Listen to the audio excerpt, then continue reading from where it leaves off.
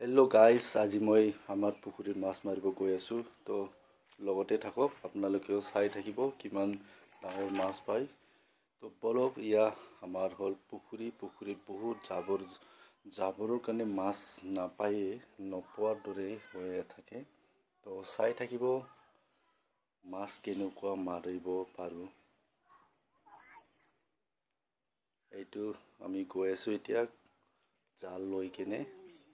আমাৰ পিনে এইটো জালক আশ্ৰা জাল বুলি কোৱা হয়, আপোনালোকৰ পিনে বা কি বুলি কয়। প্লিজ লাইক, কমেণ্ট আৰু শ্বেয়াৰ কৰিব। কমেণ্টত লিখিব আপোনালোকৰ পিনে এইটো জালৰ নামটো কি বুলি কয়।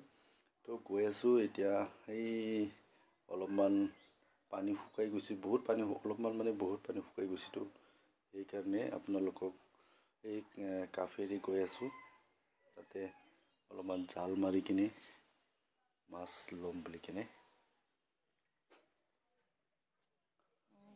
জালটো এইটো বহুত ডাঙৰ জাল, ডাঙৰ মাছৰ কাৰণে জাল এইটো আছে। আৰু এইটো কি কয়, মাছটো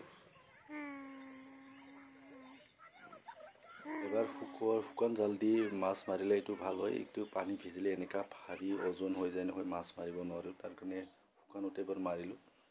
এইটো ইয়াত এনেকুৱাত মাছটো নুঠিব, কাৰণ ইয়াত বহুত জাবৰ জোঁথৰ।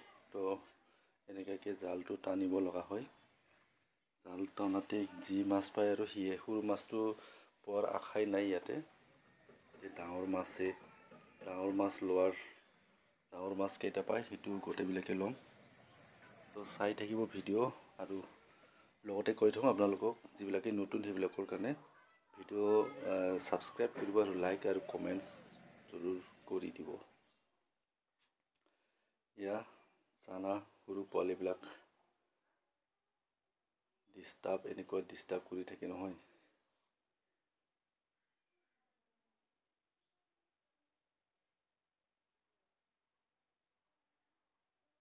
এইটো এটা মাছ লাগিছিলে, কিন্তু জাল টানোতে জাবৰৰ কাৰণে মাছটো ওলাই যায়। সেইকাৰণে এইটোত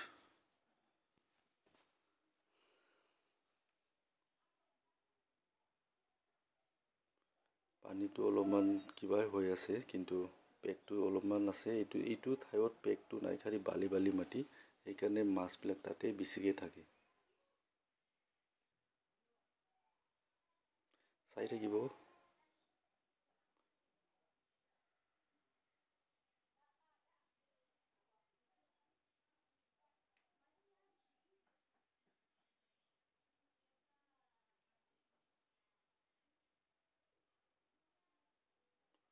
মাছটো এনেকুৱাকৈ জালৰ ভিতৰতে এনেকুৱা ধৰিব পাৰিলেহে মাছটো পায়, নহ'লে মাছটো ওলাই যায়।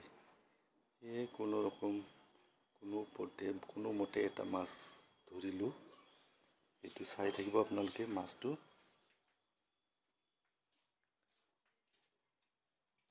জালৰ কাষেৰে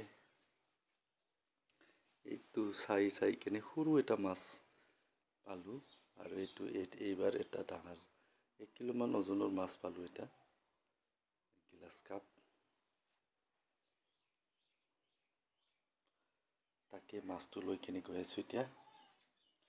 এই শুকান ঠাইত যাব লাগিবতো মাছটো